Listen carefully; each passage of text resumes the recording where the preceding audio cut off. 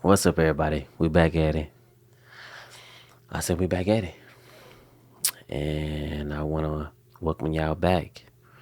I know this the holiday season, so I'm sure everybody with their loved ones, they dearest ones, enjoying it, being out of town, being away from work, so to speak. Um, you know, the season, so to speak, enjoying the season, and it's a beautiful thing. But at the same time, you know, there's also some people that's actually going through the opposite. I personally know some people that actually is dealing with the passing of family members, and that can be really tough. So, um, I want to say that it's okay to cry. It's okay to let it out because we are designed to do just that. We are designed to be emotional beings, and you know God is with you. And most importantly, for those who believe, even in the passing of this time, you do not have to worry. You, as a believer, know that this is not the end, and that one day you will be with the Lord, and with all your loss, I can't even say loss. Those who are found in Christ Jesus, you will be with them again. And so you don't have to worry. You will see them again. So, prayers out to y'all. Y'all send prayers out to those who are going through it, whatever that they're dealing with. If it comes to your mind, send a prayer out to them, because we all need it. Now, today's topic: when lying is okay. Yeah, I said it. When lying is okay. Okay, now I know y'all might think, like, what is this dude talking about? What is this nonsense? First thing first, is lying is a sin? Well, let me begin with, it's complicated. Please don't change the channel just yet. It's complicated, y'all, but I'm gonna go ahead and go into the passage so that I don't delay it any further. 1 Samuel 19, verse 14 through 16. It says, when the troops came to arrest David, she told them he was sick and couldn't get out of bed. But when they came to carry David out, they discovered it was only an idol in the bed with a cushion of goat's hair at his head. Why have you betrayed me like this and let my enemy escape? Saul demanded of Micah. I had to, Micah replied. He threatened to kill me if I didn't help him. So Saul asked her, why have you betrayed me like this and let my enemy escape? And Micah responded, I had to. He threatened to kill me if I didn't help him. Okay, now the most important thing we need to understand is the context. So let's get straight to that. If you didn't see my last video, we talked about the story of Saul. Go back and watch it, okay? But I'm gonna proceed. Saul is king, and with the disobedience, he fell out of grace. God has chosen somebody else to be the person that was going to fill the gap. And that was David. Who is David? First and foremost, I know y'all know about the story of David and Goliath. That's like every kid first story about the Bible, which is cool. And if you don't know about it, David was a herdsman of his own family. He was a herdsman, and he watched his dad sheep Now David was the youngest of all his brothers, so you know how that is being the baby. You know, you're not getting the respect of all of your older brothers. You're gonna have to go through, you know, listening to them. They ain't listening to you. But David had his own battles behind the scenes, you know. As he watching his dad sheep, David experienced battling bear. He experienced battling a lion, and he actually defeated both of them. And who knows what other wild animals he experienced, but those are the ones that was uh, in the Bible. You know what I'm saying? And come on, man, realistically, man, who gonna fight a bear? You feel me? I don't know. It ain't me. You know what I'm saying? But that lets you know that David had an assignment that he was going to fulfill, and he did just that. You know, he didn't come back home empty handed. He made sure that he was coming home with them sheep. Yeah, feel me? Anyhow, Samuel the priest went to David's family and, you know, was trying to find the next chosen person. And Samuel went through all his brothers, and God told him no. And, you know, Samuel was stuck. And it was like, well, we got one more, but that's David, you know. That's David. And Samuel said, bring him, you know. So when he came, you know, the Lord told him, he's the one. And Samuel blessed him and told him exactly just that. And so at that time, Saul was going into war with the Philistines. And this is where Goliath was a part of that tribe. And so Goliath was a giant, you know.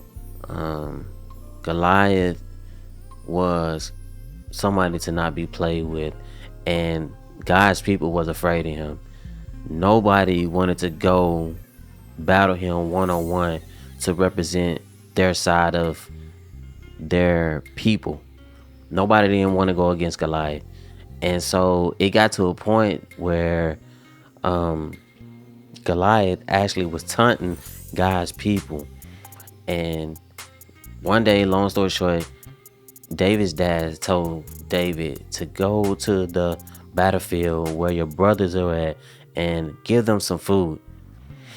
And so David, obedient as he is, he went ahead and went to the battlefield and seen that everybody was literally afraid. So David just started out of curiosity asking questions, and his older brothers picked up and they was like, man, what you doing here, man? You know what I'm saying? You better go back and go, you know, follow those sheep. You know what I'm saying? You into grown man duties, you feel me? You into grown man business. And you know, they didn't see David like that. They didn't see him or respect him in that manner of what God seen him as. And you know, David also was playing a harp for Saul, because Saul at that time was dealing with demons. You know what I'm saying? He was dealing with you know, spirits that was taunting him, and he couldn't have peace within himself. So the only way he found peace is when David actually came to his palace and was playing music. That was his way of finding peace. And so David actually had a connection with Saul where he was able to actually communicate with Saul and ask him, hey man, I would actually like to stand and fight against Goliath. And you know, Saul thought it was humorous in a sense, but David told him what he experienced behind the scenes with the wild animals, and he was more than prepared. And so Saul approved it. You know, Saul, you know, pretty much wanted to get him the proper equipment as what a warrior needed. But David was not used to having that on. And David pretty much told him like, man, I can't do this. You know, man, I'm about to go out there with my slingshot. I gotta be who I am, man. You know what I'm saying? And that's what David did. He actually went out there and stood in front of Goliath and, you know, hit him with the rock in his right in the middle, his head, the temple, I guess. And through the strength of God, you know what I'm saying? It was God that took over David. You know what I'm saying? And Goliath fell, and David chopped his head off with Goliath's own sword. And to that moment, to that day, or in that moment, people seen David to be more than just a herdsman. He became the hearts of many of God's people. And it got to a point where he joined Saul's troops. He was a warrior. He wasn't seen as a herdsman no more. He was a warrior, and he did it well. And it got to a point where people was singing songs and was more so glorifying David more than Saul. And Saul recognized that God was with him, and that's when the jealousy began. And so it got to a point, it got so bad where Saul was trying to kill David every second. But David, there's levels to following ruleship even during that time, and David knew he couldn't just disappear. You know what I'm saying? So David was obedient even with Saul, because Saul was still king. And so with that being said, David eventually had his own troops. David was doing his own thing, and Saul became continuously jealous. And Saul told David one day, hey, I want you to kill a certain amount of Philistines. And he gave the number. I don't remember. I can go back. But he told David, I want you to kill over 100, pretty much. Over 100. I can't remember the number. But I want you to kill this amount of Philistines. And if you do that, I will allow you to marry my daughter. David was excited. David like, man, who am I to be a part of the kingship of Saul? Like, man, I'm nobody. And so David not only did that, he surpassed that number just to come back to Saul and realize that Saul gave his daughter away to another man. Now, what type of, you know what I'm saying? I would have been upset, but at the same time, what can you do? So David, he brushed it off, and Saul gave him another opportunity to do the same thing. And hey, man, David was David. He that dude. And so he did exactly what Saul was requesting, and he wound up marrying his other daughter, Micah. And that's where the story comes in play, where Micah, she fell in love with David. That's her man, that's her boo thing. You know what I'm saying? So hey, she rocking with him. You know what I'm saying? And but also she knew her dad. She knew her dad enough to know that where he was at with his schemes. And so she told David, man, it's time for you to go. You stay here one more night, man. You might not see you the next day. And so David literally jumped out the window and left town. But Saul, in the scripture, Saul was trying to get David so that he can kill him, and he brought his troops out to their house. And so Micah lied just to kind of give time for David to escape. And Saul didn't care. He was like, man, get that dude, bring him here. And so when the troops came back, they realized that it was an idol that was actually in the bed. And Micah responded back to her dad, hey, he was trying to kill me, man. I had to help him. And so right then and there, we see a lie. Yep, we see a lie. Now, the thing is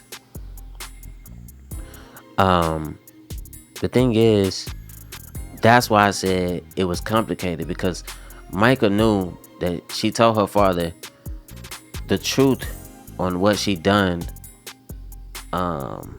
If she told the truth on what she done, he probably would have killed her. And so, let's go to the definition of lie. One, an untruth, conscience, an intentional falsehood, false statement made with the intent to deceive. Two, betray or mislead. Another one says, knowing you deliberately done evil and tried to cover it up. So when we say that Micah definitely had the intent to deceive, can we really say that it was with evil intent? No, I don't. I mean, I couldn't say it was with evil intent. But how many of y'all know the term of white lies? Have y'all heard any that term? If not, I would give an example of what a white lie may be. Surprising somebody, to their birthday party. You the person that's chauffeuring them, and you trying to take them to their destination. They may ask you, "Hey man, where you taking me?" You tell them a lie, just so they would be distracted, not knowing really where they going. That would be considered a white lie. Another one would be avoiding to hurt somebody's feelings. You may fabricate something of the way you deliver it.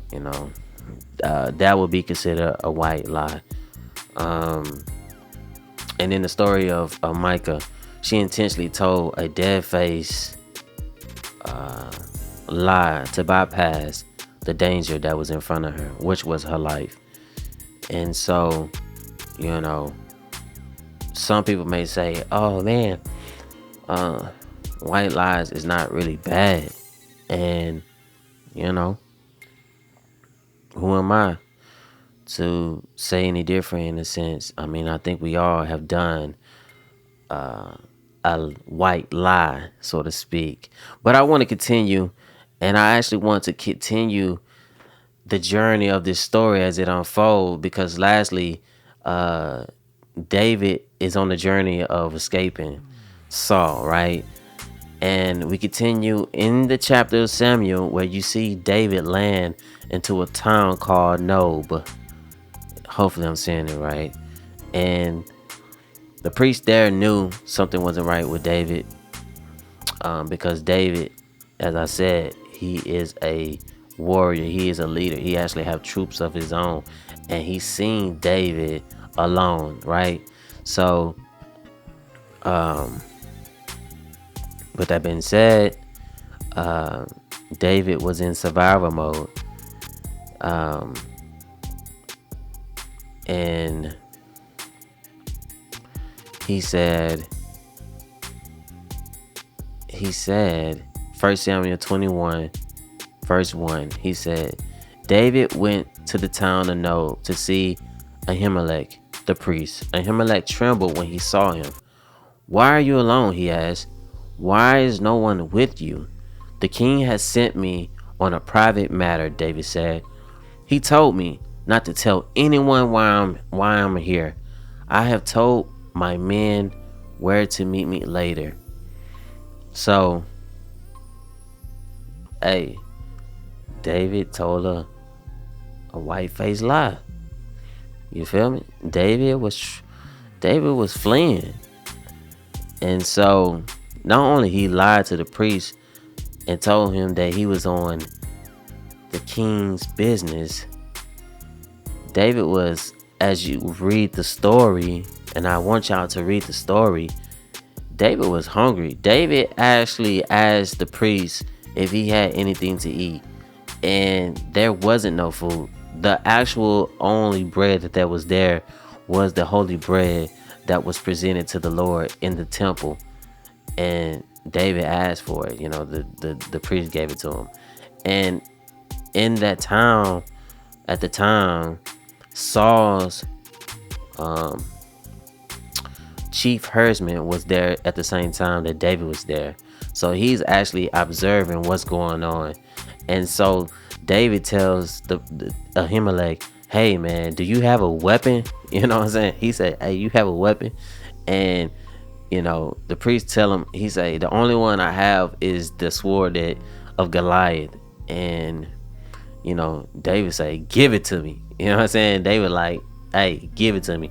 That's where you know that David was aware of his surroundings. He was alert, and he knew that he couldn't relax in a sense of being considered at peace, in a sense, because he knew that he wasn't at peace. He wasn't at a place where he can set in stone and relax there. He knew he had to continue his journey, and he didn't want nobody to know, not even the priest.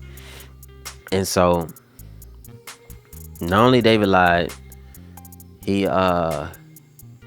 continued his journey, but that, I'm sure he said it just to avoid anybody hearing the conversation or anybody picking up what was going on with why he was in that town. And I'm sure he didn't think nothing of it. Of course he didn't think nothing of it. This man was simply trying to make it through another day. And so he tried to play it off. Now,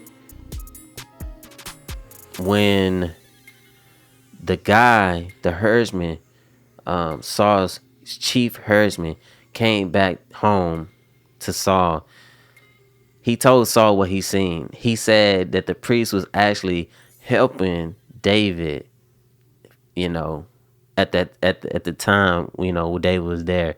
And so Saul demanded the priest to come to town to come see him. And with that being said, Saul was playing no games. Saul was so upset that he literally, all the priests that was there, he literally killed them. What's so interesting, God's people that was there, they was afraid to actually touch the priest. But because of the herdsman, he was an Edomite. He was from a whole nother tribe. You know what I'm saying? He didn't mind doing it. So he wound up actually killing all of the priests while they still was wearing their priestly garment. And it was 85 of them. And Saul didn't just finish there. He actually took his troops back to the town Nob and finished off all their families, including their livestock. And only one person survived, and that was the son of Ahimelech, which was Abiathar. He wound up escaping and making it to the town where David was actually residing in. And that's deep. I want you to process that, because I'm sure David didn't think that was going to happen. And so, what are you saying, Sam? Is lying still okay? Ultimately, no. Not at all. Lying is a sin. What is a sin? It is man stepping away from righteousness, or the separation from God. And so,